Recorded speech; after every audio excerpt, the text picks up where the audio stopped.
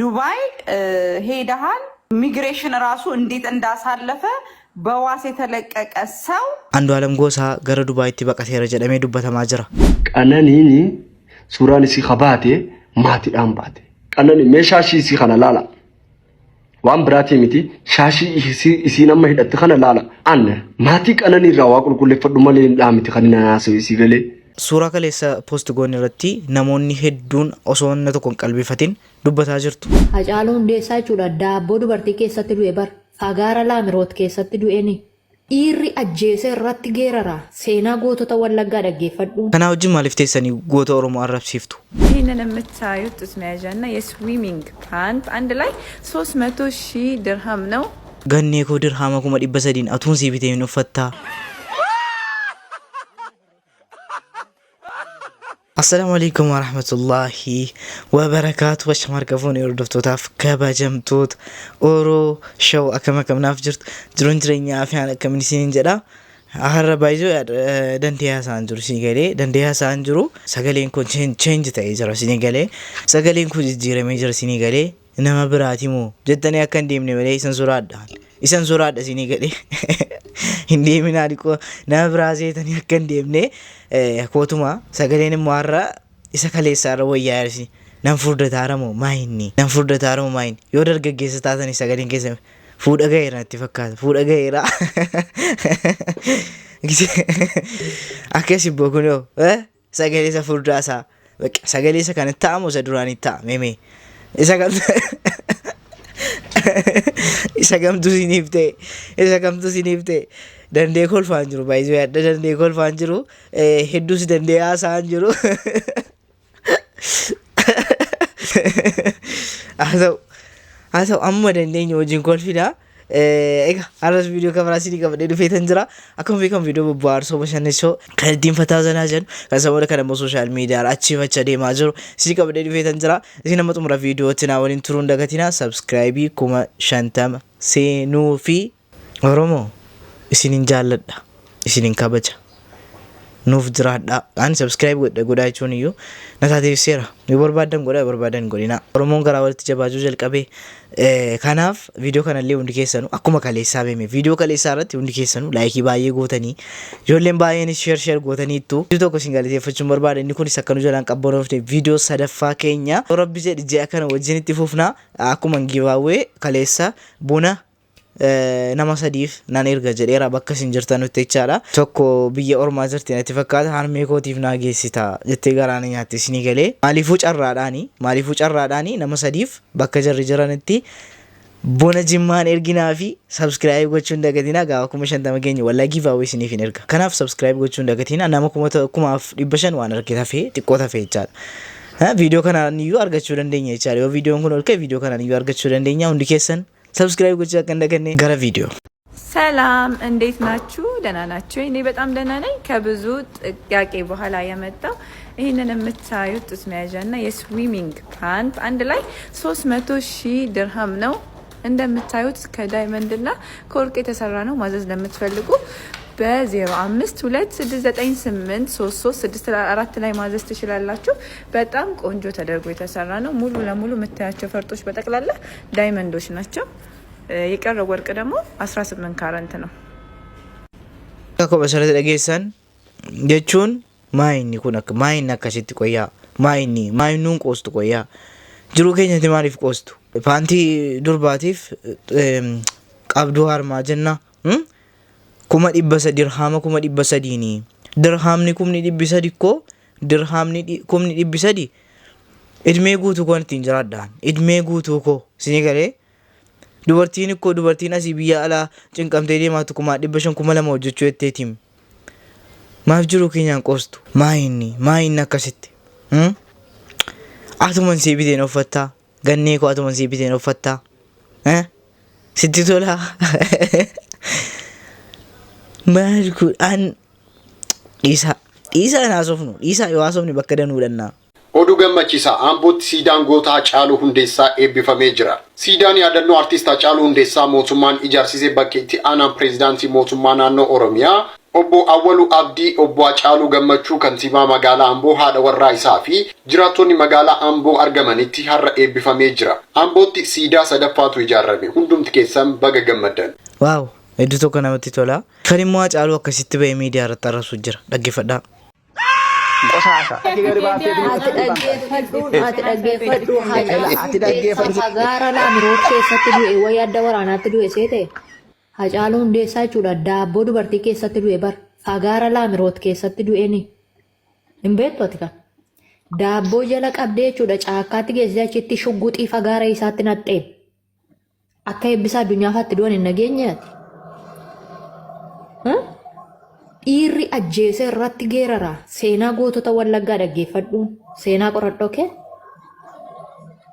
Geerara. Seenaa. Koffaa gaara laamiroot keessatti du'e maanni dhiirri dubartii hirkatti duute gootamu. Seenaa ma eebbisaan addunyaa irratti wareegame malee Hacaaluun seenaa ma eebbisaan irratti wareegame Hacaaluuf eebbisaan kaayyoo tokkotti ejjetanii jiru malee saga wanti gargar isaan baasin jiru gargar nuun baasin nuyi tokko obbo Wallaggaa ni keenyis tokkuma Shawwaanis tokko isaan baasin jiru gargar nuun baasin nuyi tokko obbo Wallaggaa ni keenyis tokkuma Shawwaanis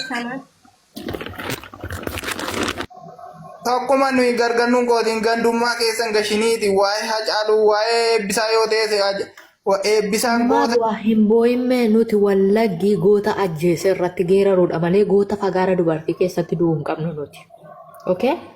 Oromoof du'e jetti waan inni du'eef yoo madda baafate. Lakki kana akkasin jedhini seenaa ma eebbisaan irratti du'e innis waan biraa tokko hin qabu kaayyoo masaa galmaan ga'uuf innis itti wareegame wanta ta'eef. Eebbisaa isin qabanyaa Hacaaluutiin kana Oromiyaa guutuuf du'an malee eebbisaa addunyaas Wallagga duwwaadhaaf hin duune Oromiyaa guutuuf du'e Hacaaluunis Oromiyaa guutuuf du'e wanta ta'eef tokko ol kaaftee tokko hin xinneessin lachuun isaanii kaayyooma tokko irratti du'anii jechuudha. Intalaa afaan kee qabdee gadi hin teessatu. Kuni maal beekti iyyuu kuni homaan beektu tiiktook irraa afaan banuu malee jechuudha.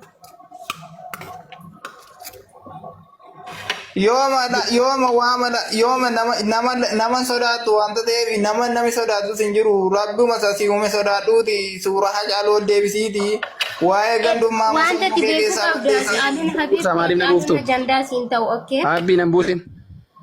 Nagasumaan tiiktokii kana Anasi arrabsaa jira yoo ta'e ana arrabsi malee achi keessi arrabsuun danda'u Hacaaluun kee falmachuu danda'u. Mana kana keessatti jechuudha gurbaa abbaa mana kanaa dhaggeeffadhuun ani mana koo keessatti yoo na arrabsuu barbaadan nan arrabsiisa akka isaan na arrabsaniif ol guuraa jirta naa jira siigalee mana kee jechuudhaan na arrabsiisuu hin dandeessu. Amma caallichi miidhagina waan asitti waliin makee Wallagga bakka hin buutu eessuma bakka hin buutu wanni nu Abi, nama gurguratu arrabsiisuu bakka ta'e hin beekaa. Otuma na kiyyatti sitti nama siinis. Mataan ishee nagaa miti bar farshoo geeshoo dhudhiini. Shawaan nus bilisoomsitee hin beektu nus hin bilisoomsitu. Milishaan shawaan keessaa ganama tokko reebdee dabarti galgala deebitee ati eenyuudha itti bar. Maaliif beektaa farshootu mataa naannessa jechuudha. Uummata okkotee farshoo jalaa hin baane.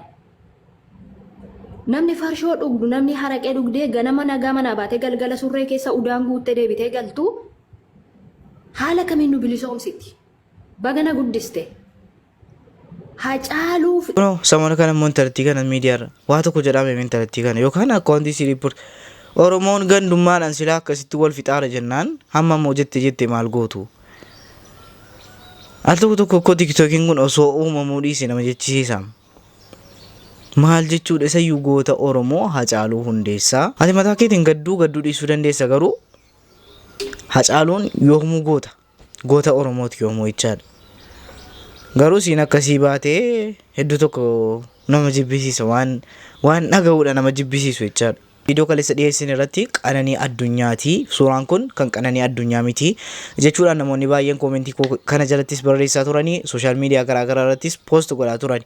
Tokkoffaa baay'ee wanti kun akka natti fakkaatutti iyyuu gaafan suuraa kana ilaalu Qananii Addunyaa natti fakkaatti siidhuma. Kana wal qabatee immoo inni tokkoffaa nu dhibee eenyunni akkaawuntii ishee sana fayyadame akkaawuntii ishee sana irratti gallakkiise jechuudhaan falmii hedduu kaasee jira.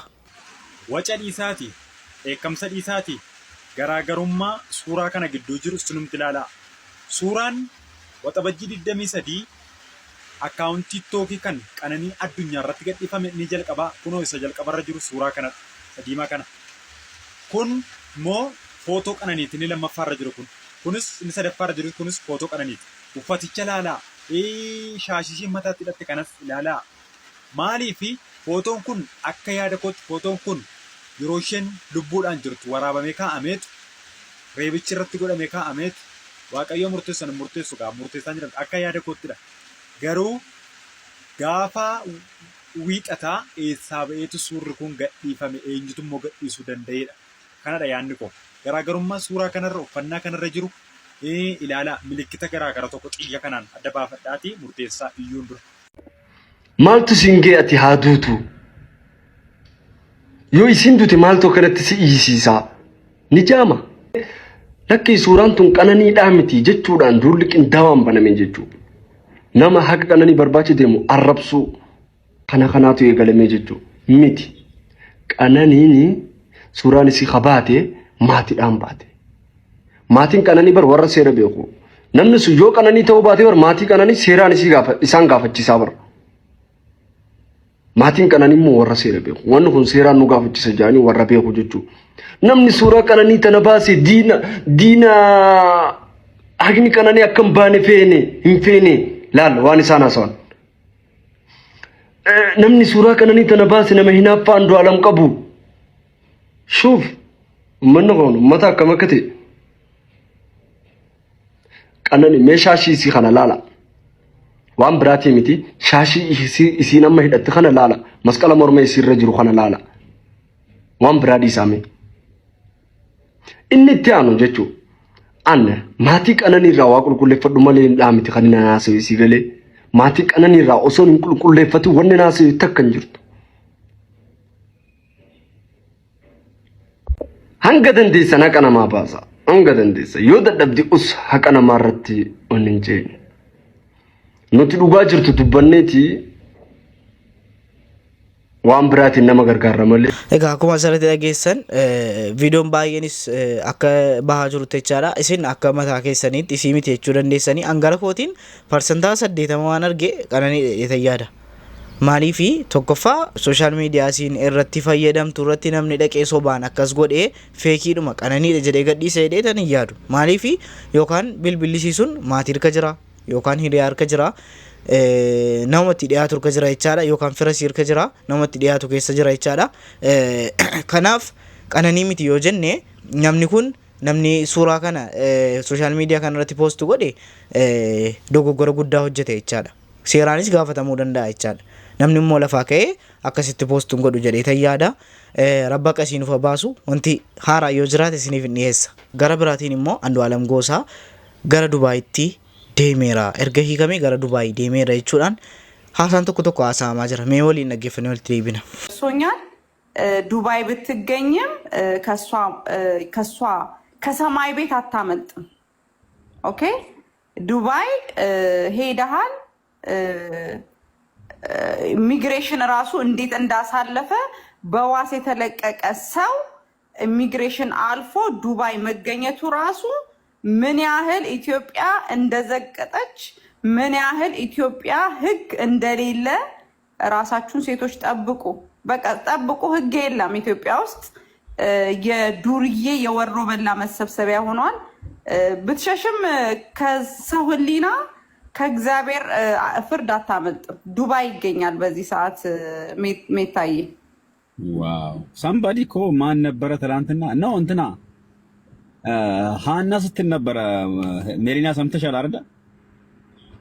ምናልባት ከሀገር ቤት ሊያስወጡት ይችላል ሊወጣ ይችላል ምናምን ስትል ነበረ ትላንትና። akkuma asirratti dhageessan wanta baay'ee tokko dubbataa jiru biyya keenya walitti qaba arrabsaa jiru jechaadha. Andu'aalam Goosaa godhuu dhiisuu danda'a baay'isee. Fakkeenyaaf qaama mootummaa bira ture Andu'aalam erga wabiidhaan gadhiifame immoo haqni mucaa sanaa hin baane jechuudha. Kanaan wal qabatee immoo Andu'aalam akkas godhe jechuus hin dandeenyu. Andu'aalam akkas hin goone jechuus hin dandeenyu. Isa Rabbi beeka. Andu'aalam immoo badii qaba jechuu hin dandeenyu. Hamma yoomitti immoo Andu'aalam Goosaa akkasitti jiraataadha kan nu dhibe. Yookaan haqa mucaa kana ifa baasaatii Andu'aalam Gosaas nagaadhaan biyya isaa keessa akka duriitti sammuu isaa nagaa haa jiraatu. Maaliif gaafa akkasiin wabiidhaan qofa isa gadhiistanii zimmi jettanii haqni mucaa kana dhokatee hafu namni maal se'a waanuma Andu'aalam harka keessaa qabu se'a jechaadha. Yookaan mucaan kun nagaadhaan jiraachuu qaba yookaan haqni mucaa kana ifa bahuu qaba. Wanta kana qaamni mootummaatu wanta kana sisirreesse gaariidha. Maaliif Andu'aalam Gosaatti hamma yoomiitti duulli irratti banama. Isarrattis duulli irratti banamaara. Haqni mucaa kanaas dhokatee hafaara. Rabbi gaa haqa mucaa kanaas nu haa baasu. Andu'aalamis mataan isaa waan tuqamuuf xiqqoo gara kanaan gaafanni wanti kun haasa'amu jeequmsi sammuu isaatti dhagahama. Isa uummatni haasa'u miti. Isa uummanni baay'een akkas taa'ee haasa'u miti. Namni xiqqoon namni naannoo iyyuu waa'ee kee haasa'a taanaan akka inni mataan keessa jeeqamu beekta jedhee tayyaadha. Kanaaf murtiin tokko murtaa'uu qaba jechaadha jara kana lamaanitti jechaadha. Egaa viidiyoo irraaf qabadhee dhufe kana fakkaata. Asitti tolee isin bohaarsee isin gammachiisee yaada keessan koomentii jalatti naaf barreessuu hin dagatinaa. Haga viidiyoo kabiraatii walitti deebinutti Orooshow.